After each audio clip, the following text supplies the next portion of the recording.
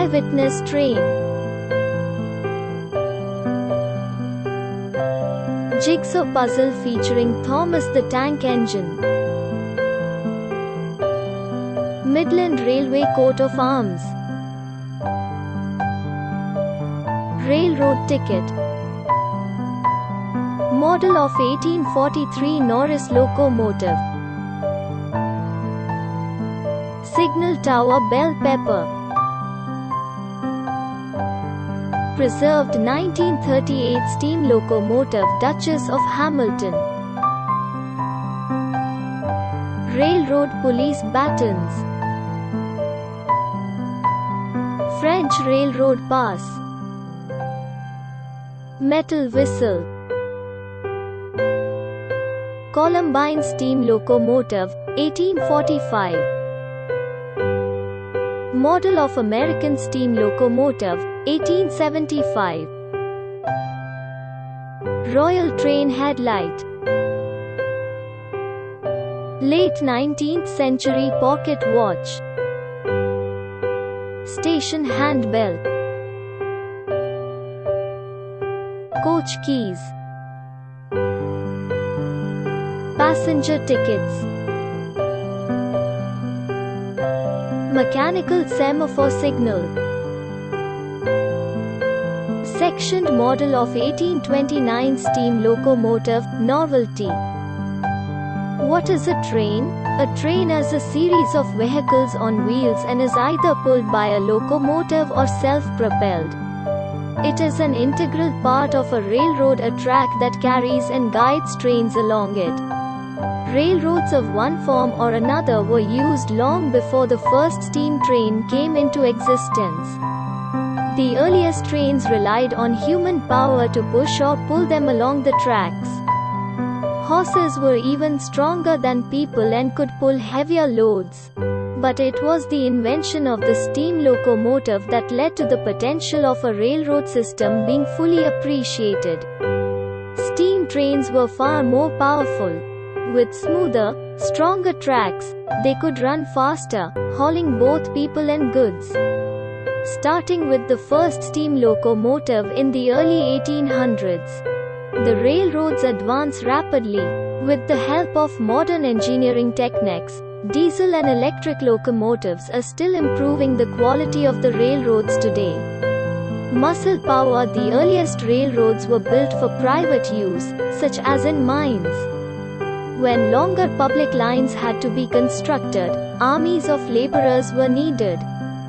Since very little specialized equipment was available, the workers, or navvies, had to dig and haul soil, lay tracks, and build bridges and tunnels using hand tools and sheer muscle power. Day tripper steam trains had become a familiar sight by the end of the 19th century. They made it possible for people living in the country near big cities to commute into the city for work or for pleasure. City dwellers could also enjoy a trip to the countryside or the seaside. A reproduction 1830 first-class carriage from the Liverpool and Manchester line. Passenger trains today. Huge numbers of passengers travel on the railroads every day. Passenger trains have developed significantly from the early days of the 1820s and 1830s. When many train cars were little more than open wagons with seats, pp. 28 to 29. Cars were gradually equipped with lighting, heating, lavatories, and corridors. For longer journeys, sleeping and dining cars were provided. Diesel trains. The first successful diesel trains were introduced in the 1930s on passenger services in Europe and the US. 10 years later, diesel electric locomotives were replacing even the largest steam locomotives. The days of steam were over. Today, diesel power is used worldwide, pp. 40 to 41.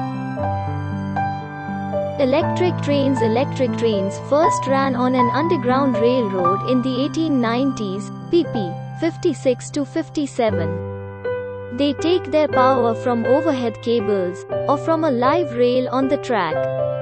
Electric trains are faster, quieter, and cleaner, without the pollution produced by diesel or steam locomotives. All new railroads, whether between or within cities, are likely to be electric, pp. 38 to 39. Locomotive power trains carry passengers or freight, and sometimes both. They run on tracks and have wheels with a lip, or flange, fitting inside the rails, so guiding the train. The first trains, like this modern reproduction, were hauled by steam locomotives. Today, most trains are hauled by diesel or electric locomotives. Moving goods. The earliest trains were built to move freight, which was mainly coal, pp. 26 to 27. Today, railroads remain an important method of moving freight, although traffic in most countries has declined dramatically due to competition from road transportation. The first railroads. The railroads that we know today have developed from the ones first used in European mines in the mid-16th century. To make manual work easier, heavy loads were transported in wagons with 4 wheels, running on parallel wooden planks. A peg fixed under the wagon slotted into the gap between the planks, guiding the wagon. Later railroads had different guiding systems. Some had rails with flangers, or lips, to stop the wheels from slipping off. Others had smooth rails, and the wheels had a flange to keep them on the rails, pp. 24 to 25. Until the steam locomotive came along, the main means of hauling the loads was either human power or horsepower. Ancient roadways. Evidence of tracks that guide vehicles traveling along them. The basic principle of a railroad can still be found in Mediterranean countries.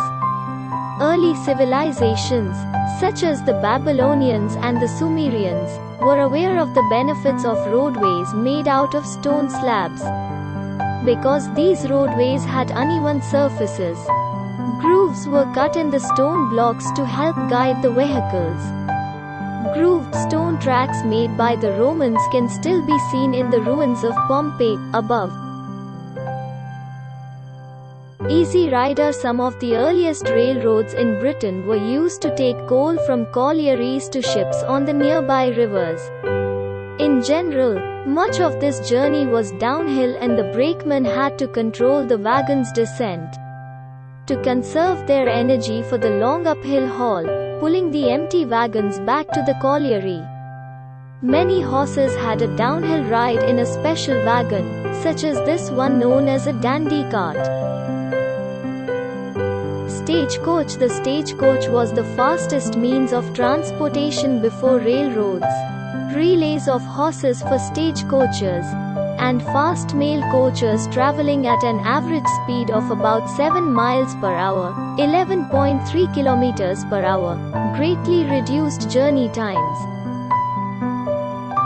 Human power. This engraving, published in 1752, was the first illustration of an English railroad.